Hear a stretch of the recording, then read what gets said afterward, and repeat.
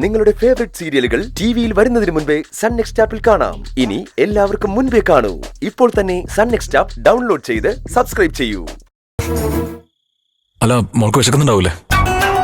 അത് കുഴപ്പമില്ല രഘുവേട്ടാ, മോളിപ്പോ ഉറങ്ങും. അയ്യോ, അപ്പോ ഒന്നും കഴിക്കാതെ ഉറങ്ങേണ്ടി വരുമല്ലോ. മെഡിസിൻസ് കഴിക്കണ്ടല്ലേ മോൾക്ക്? എന്നുവെച്ച് രഘുവേട്ട റിസ്ക് എടുത്ത് ഇങ്ങോട്ട് വരണ്ട. അമ്മിളി ചേച്ചി ഹോസ്പിറ്റലുള്ളതല്ലേ, സൂക്ഷിച്ചു വന്നാ മതി. അവൻ ഇവിടെ നിന്ന് മാറുമെന്ന് എനിക്ക് തോന്നുന്നില്ല. അവൻ എന്തോ ഡൗട്ടുണ്ട്. അതവൻ എന്റെ പുറകെ നടക്കുന്നതും. പിന്നെ ആ മുറിയുടെ പരിസരത്തുനിന്ന് മാറാത്തതും. വിനയൻ ഇങ്ങനെ തുടങ്ങി എന്ത് ചെയ്യും രഘുവേട്ട? അമ്മിളി ചേച്ചിയും കൂടി ഇവിടെ ഉള്ള സ്ഥിതിക്ക് രഘുവേട്ടൻ ഞങ്ങളുടെ അടുത്തേക്ക് വരുന്നത് വലിയ അപകടമല്ലേ? ആമി, നീ ടെൻഷൻ ആവാതെ. ഞാൻ എന്തായാലും ഇപ്പൊ അങ്ങോട്ട് വരുന്നില്ല. നിങ്ങൾക്ക് ഫുഡ് ഞാൻ എങ്ങനെയെങ്കിലും എത്തിച്ചേരാം. എങ്ങനെ? നിങ്ങൾക്ക് ഫുഡ് അവിടെ എത്തിയിരിക്കും, അതുപോലെ. തൽക്കാലം വേറൊന്നും ആലോചിക്കാതെ ഫുഡും കഴിച്ച് കിടന്നു. ഞാനിന്ന് ഹോസ്പിറ്റലിൽ തന്നെ ഉണ്ടാവും. ഇടയ്ക്ക് സൗകര്യം കിട്ടുകയാണെങ്കിൽ ഞാൻ വന്ന് കാണാം. എന്നാ വെക്കട്ടെ. ശരി.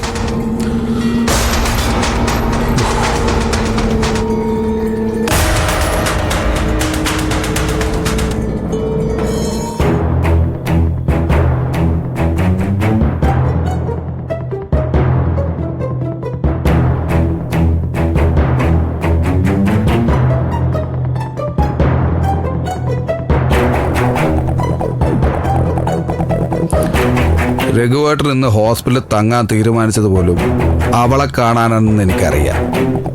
അപ്പൊ പിന്നെ ഇന്ന് ഉറക്കളച്ചിരുന്നിട്ടായാലും വിനയൻ അത് കൈയോടെ പിടിച്ചിരിക്കും.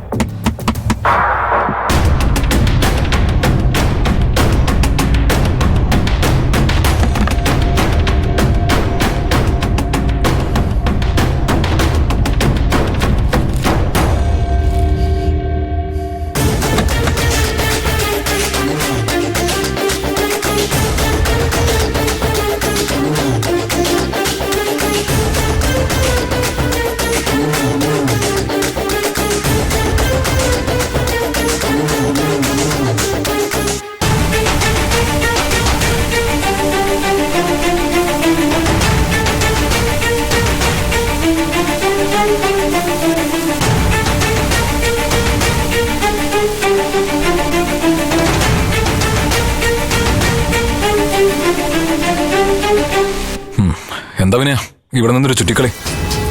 എന്തെങ്കിലും വിഷയമുണ്ടോ? ഹേയ്, എന്ത് വിഷയം? ഞാൻ രഘുവേട്ടനെ തിരക്കിയിട്ട് ഇങ്ങോട്ട് വരാൻ. ഞാൻ വന്നല്ലോ. ഇനി നമുക്ക് പോവാം. വാ വിനയ.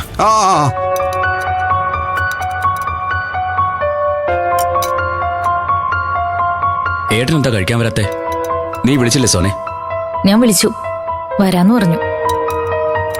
ഏട്ടാ, വരുവാ. നിങ്ങൾ കഴിച്ചു തുടങ്ങിയോ?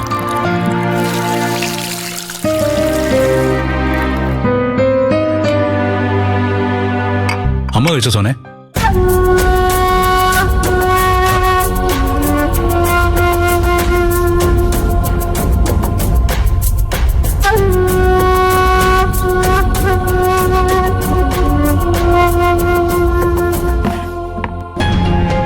ഏട്ടൻ ഇപ്പോഴും അമ്മയോടെ ഉണ്ടെന്ന് തോന്നലല്ലേ? അത് എപ്പോ കഴിക്കാൻ വന്നിരുന്നാലും ആദ്യം ചോദിക്കുന്നത് അമ്മ കഴിച്ചു നല്ല സത്യ. ഏട്ടൻ നേരത്തെയും പറഞ്ഞു, വീട്ടിൽ വന്ന് കയറുമ്പോ അമ്മ ഉമ്മർത്തിരിക്കുന്ന പോലെ തോന്നിയെന്ന്. ഇത്രയും കാലവും അമ്മയുടെ എല്ലാ കാര്യങ്ങളും നോക്കിയിരുന്ന ഏട്ടനല്ലേ? അപ്പൊ പിന്നെ അത്ര പെട്ടെന്നൊന്നും മറക്കാൻ പറ്റില്ലല്ലോ. എനിക്കും അമ്മ വീട്ടിൽ തന്നെ ഉള്ളതായിട്ടൊക്കെ തോന്നാറുണ്ട്.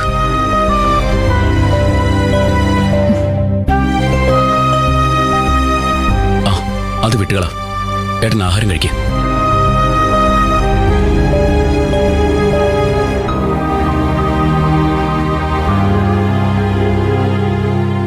ജയിലിനകത്തിരുന്ന് അമ്മ ഇതുപോലെ നമ്മളെ ഓർക്കുന്നുണ്ടാവും സത്യ.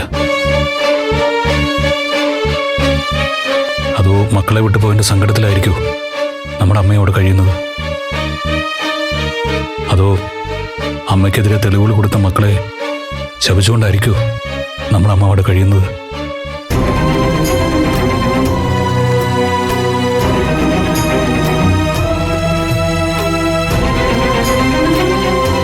ശപിക്കുന്നൊന്നും അറിയില്ല. പക്ഷേ ഒരു കാര്യം ഉറപ്പാ, അമ്മയുടെ സ്വഭാവം വെച്ച് നമ്മളെയൊക്കൊന്ന് മുന്നിൽ കിട്ടിയിരുന്നെങ്കിൽ രണ്ട് പൊട്ടിക്കുമെന്നുള്ള ദേഷ്യത്തിലായിരിക്കും എന്ന കാര്യം ഉറപ്പാ.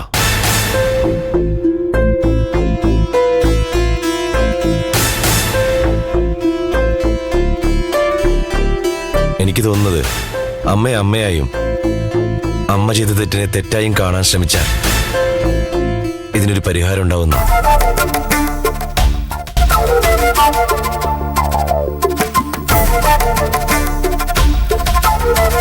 അമ്മ ചെയ്ത തെറ്റിന്റെ ശിക്ഷ ഇപ്പൊ തന്നെ അമ്മയ്ക്ക് കിട്ടിക്കഴിഞ്ഞു. ഇനി അമ്മയ്ക്ക് വേണ്ടി എന്തെങ്കിലും ചെയ്യണമെന്ന് തോന്നുന്നുണ്ടെങ്കിൽ അത് നിങ്ങൾ ചെയ്യണമെന്നാണ് എന്റെ അഭിപ്രായം.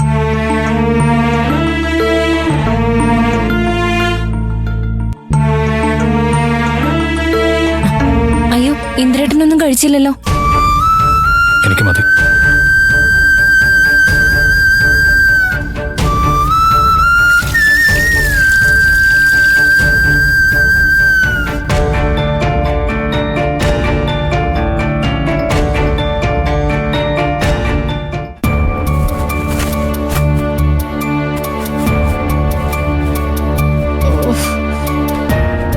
അങ്ങോട്ട് ഒതുങ്ങി കിടന്നൂടെ? ബാക്കിയുള്ളവർക്ക് കിടക്കണ്ടേ? നീ എന്താ ഞങ്ങളെ പോലെയല്ലേ? ഉള്ള സ്ഥലത്ത് ഒതുങ്ങി കിടക്ക്. ഞാൻ നിന്നെ പോലെയല്ല. എന്റെ വീട്ടിൽ ഞാൻ എല്ലാ സൗകര്യത്തോടും കൂടി ജീവിച്ചോളാം. അത് സ്വന്തം വീട്ടിൽ മതി. ഇവിടെ നീയും ഞങ്ങളും ഒരുപോലെയാ. ദേ, കളിക്കാൻ വരരുതേ. എന്നോട് കളിച്ചാലേ നിനക്കൊന്നും ഇവിടെ മനസമാധാനത്തോടെ കിടക്കാൻ പറ്റില്ല. മനസ്സിലായോടി? എന്താടി, എന്താ ഇവിടെ ബഹളം? കിടന്ന് ഉറങ്ങാറായില്ലേ? ഓ, കിടക്കാൻ തുടങ്ങുക. ഇന്നിവിടെ ഒരാളും കൂടി ഉണ്ട്. ആരാ സാറേ? വാ.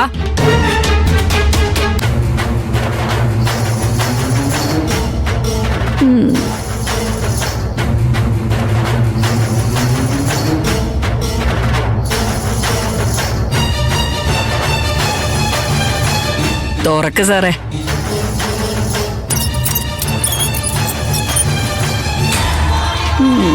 സലോമിക്ക് ജാമ്യം കിട്ടിയില്ല. ഇനി മുതൽ ഇവള് ഈ ബ്ലോക്കില. എടി, നിന്നെക്കാളും വലിയ ജീവിതാനുഭവം ഉണ്ട് സലോമിക്ക്. ജയിലിൽ കിടന്ന് നല്ല പരിചയമുണ്ട്. ആളും തരോ നോക്കി നിന്നാ നിനക്ക് കൊള്ളാം.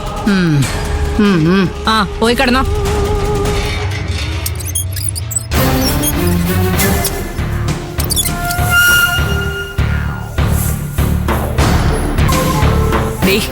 നീ അപ്പുറത്തോട്ട് പോയി കിട.